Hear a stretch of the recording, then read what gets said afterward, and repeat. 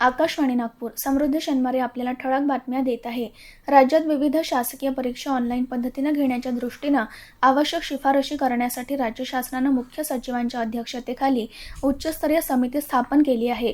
या संदर्भातला शासन निर्णय काल जारी करण्यात आला। समितीने 2 महिन्यांत शासनाला अहवाल सादर करायचा आहे।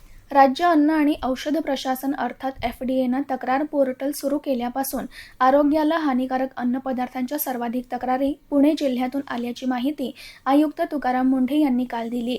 Maratha chambers of commerce, industries and ॲग्रिकल्चरने आयोजित केलेल्या अन्न सुरक्षा परिषदेत ते बोलत होते।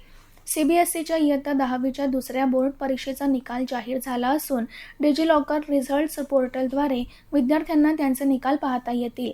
यंदाच्या मुख्य आणि दुसऱ्या बोर्ड परीक्षेचे निकाल एकत्रित केल्यानंतर एकूण उत्तीर्णांचे प्रमाण 96.78% झाल्याचं CBSEने म्हटलं आहे। 58व्या आंतरराष्ट्रीय रसायनशास्त्र ऑलिम्पियाड 2026 स्पर्धेत भारताच्या 4 विद्यार्थ्यांनी सुवर्ण पदके पटकावली आहेत।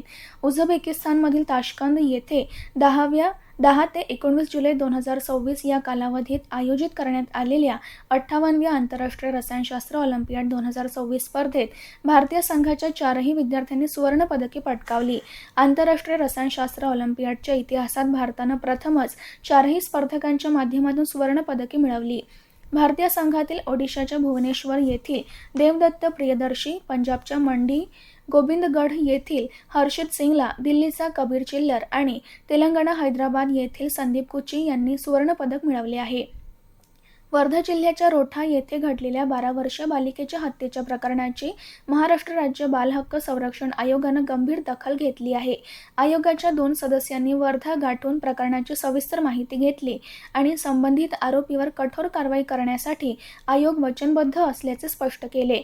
सदर घटनेनंतर पीडित बालिकेच्या कुटुंबाला न्याय मिळवून देण्यासाठी महाराष्ट्र राज्य बाल हक्क संरक्षण आयोगाच्या सदस्य गीतांजली बालाजी बुटी आणि प्रवीण संजाबराव भुजाडे यांनी वर्धा येथे पोलीस अधीक्षक कार्यालय, जिल्हा महिला आणि बाल विकास अधिकारी कार्यालय, बाल कल्याण समिती आणि बाल न्याय मंडळ यांच्या कामकाजाचा आढावा घेतला।